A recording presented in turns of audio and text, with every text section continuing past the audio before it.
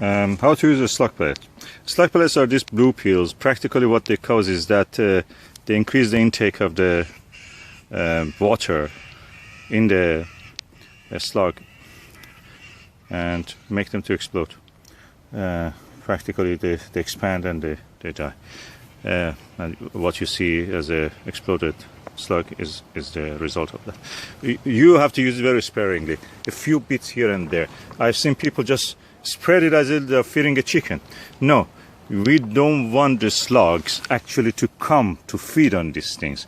We want them to come, eat a few bits here and there, get distracted from eating our plant, a seedling especially. So when they do that, you have reached your destination, because that means that they will not function, they will die.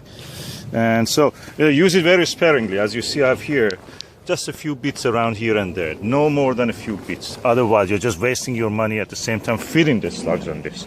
They'll love it. That's the reason they like to eat it. It's like a kind of chips for them, or crisp.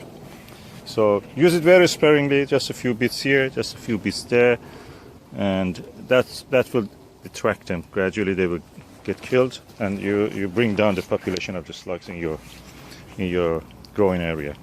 So good luck with that.